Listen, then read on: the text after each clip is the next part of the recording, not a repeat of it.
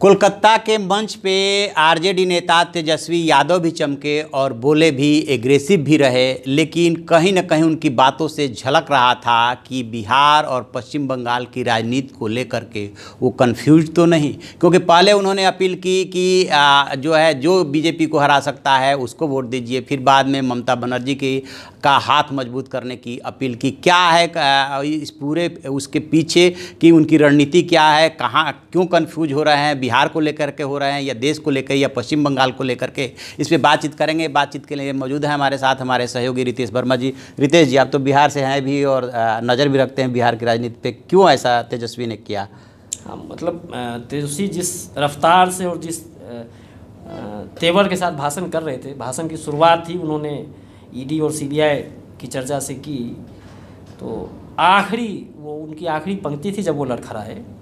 जब उन्होंने उस आखिरी पंक्ति से पहले उन्होंने भीड़ की तरफ इशारा करके कहा कि आप बिहार के जितने भी लोग हैं वो ये मोदी जी जो हमारे बिहार की बोली लगाए थे 80,000 करोड़ चाहिए, 70,000 करोड़ चाहिए, 90 और 1.25 लाख करोड़ का उन्होंने पैकेज का वादा किया था, वो पैकेज नहीं मिला है तो उसका हिसाब लीजिए और ठगे मत जाइए। तो जो भाजपा को हरा रहा हो उसको वोट करिए, ये उनके मुंह से निकल गया। जब उनके निकल गया हुआ तब उनको ये याद आया हो गया कि पश्चिम बंगाल में ममता बनर्जी का मुकाबला जो है वो लेफ्ट पार्टीज से है, सीपीएम से है, सीपीआई से है।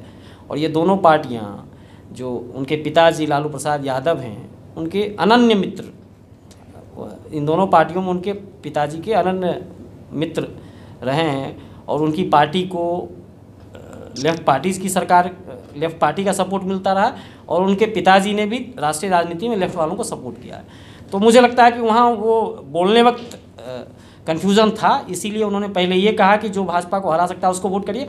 लेकिन फिर उनको लगा कि हम तो ममता बनर्जी की रैली में आए, तो जिसके यहाँ आप जाते हैं, जिसके न्योते पे जाते हैं, उसके मान सम्मान में बात करने की एक रवायत भी है, कम से कम बोलने के लिए ही सही। तो उन्होंने कहा कि ममता दीदी का हाथ मजबूत करें।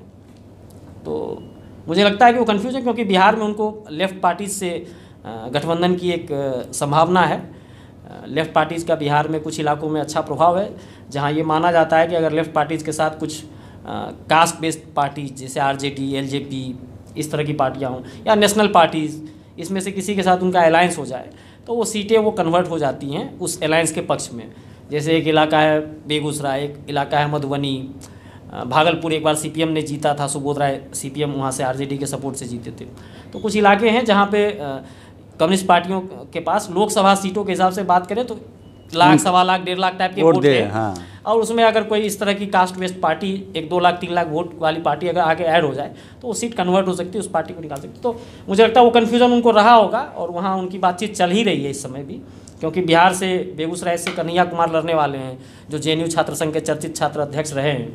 वो सीपीआई के कैंडिडेट बनने की चर्चा है उनकी बेगूसराय से, जिस पर अभी तेजस्वी ने तुरंत ही कहा है कि अभी कम्युनिस्ट पार्टी से बात चल रही है। तो बात चल रही है कम्युनिस्ट पार्टी से इनकी, अब कम्युनिस्ट पार्टी से बात भी चल रही है और वो चले गए कलकत्ता, जहाँ कम्युनिस्ट पार्टी और ममता बनर्जी का है मुकाबला। तो बेचारे के पास बहुत कम स्पेस था कि वो बैलेंस कर पाए। बैलेंस करने की कोशिश में उन्होंने दोनों बात कर ली कि जो हरा रहा होगा उसको वोट दे देना और ममता बनर्जी का हाथ मजबूत करना।